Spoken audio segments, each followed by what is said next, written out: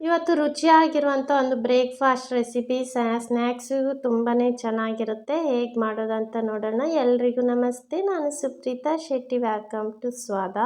ಮೊದಲು ಒಂದು ಬಾಣಲೆ ಇಟ್ಕೊಂಡಿದ್ದೀನಿ. ಮೀಡಿಯಮ್ ಫ್ಲೇಮಲ್ಲಿ ಇಟ್ಕೊಂಡು 2 ಟೇಬಲ್ ಸ್ಪೂನಷ್ಟು ಎಣ್ಣೆ ಹಾಕಿ 1 ಟೀ ಸ್ಪೂನಷ್ಟು ಜೀರಿಗೆ ಹಾಕ್ಕೊಂಡಿದ್ದೀನಿ.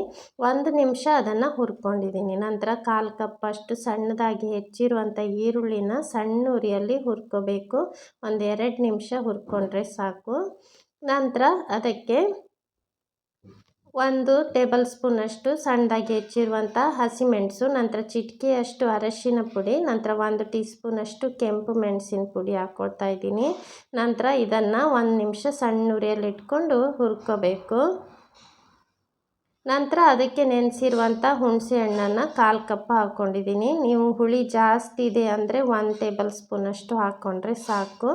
ಹುಳಿ ಕಡಿಮೆ ಇದ್ದರಷ್ಟೇ ಸ್ವಲ್ಪ ಜಾಸ್ತಿ ಹಾಕ್ಕೊಳ್ಳಿ. ನಂತರ ರುಚಿಗೆ ತಕ್ಕಷ್ಟು ಉಪ್ಪನ್ನು ಹಾಕ್ಕೊಂಡಿದ್ದೀನಿ. ನಂತರ ಸಣ್ಣ ಉರಿಯಲ್ಲಿ ಇಟ್ಕೊಂಡಿದ್ದೀನಿ. ಸಣ್ಣ ಉರಿಯಲ್ಲಿ ಇಟ್ಕೊಂಡು ಸ್ವಲ್ಪ ಗಟ್ಟಿ ಆಗಬೇಕು.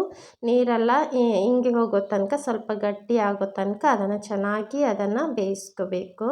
ನೋಡಿ, ಗಟ್ಟಿಯಾಗಿದೆ. ನಂತರ ಫ್ಲೇಮ್ ಆಫ್ ಮಾಡಿಬಿಟ್ಟು ಸರಿ. ನಂತರ ತಣ್ಣಗಾಗಲು ಹಾಗೆ ಬಿಡಬೇಕು. ತಣ್ಣಗಾದ್ಮೇಲೆ ಅದಕ್ಕೆ 3 ಕಪ್ಪಷ್ಟು ನಾನು ಮಂಡಕ್ಕಿ ಹಾಕ್ಕೊಳ್ತಾ ಇದ್ದೀನಿ. ಮಂಡಕ್ಕಿ ಹಾಕ್ಕೊಂಡು ಅದಕ್ಕೆ ಸಣ್ಣದಾಗಿ ಹೆಚ್ಚಿರುವಂಥ ಈರುಳ್ಳಿ 1/2 ಕಪ್ಪಷ್ಟು ಹಾಕ್ಕೊಳ್ತಾ ಇದ್ದೀನಿ. ನಂತರ 1/2 ಕಪ್ಪಷ್ಟು ಟೊಮೆಟೊ ಹಾಕ್ಕೊಳ್ತಾ ಇದ್ದೀನಿ. ನಂತರ ಇದಕ್ಕೆ ಸ್ವಲ್ಪ ಹೆಚ್ಚಿರುವಂತಹ ಕೊತ್ತಂಬರಿ ಸೊಪ್ಪು ಹಾಕ್ಕೊಳ್ತಾ ಇದ್ದೀನಿ.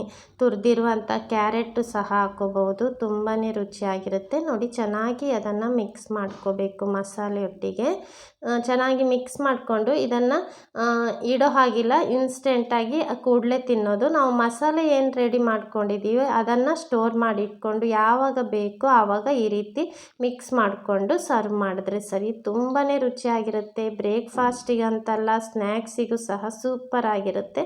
ಒಮ್ಮೆ ಟ್ರೈ ಮಾಡಿ ನೋಡಿ. ನನ್ನ ಈ ರುಚಿಯಾದ ರೆಸಿಪಿ ನಿಮ್ಗೆ ಇಷ್ಟ ಆದರೆ ಪ್ಲೀಸ್ ಲೈಕ್ ಮಾಡಿ, ಶೇರ್ ಮಾಡಿ. ನನ್ನ ಯೂಟ್ಯೂಬ್ ಚಾನಲ್ನ ಸಬ್ಸ್ಕ್ರೈಬ್ ಮಾಡಿ, ನನ್ನ ಫೇಸ್ಬುಕ್ ಪೇಜನ್ನು ಫಾಲೋ ಮಾಡಿ. Thank you so much for watching.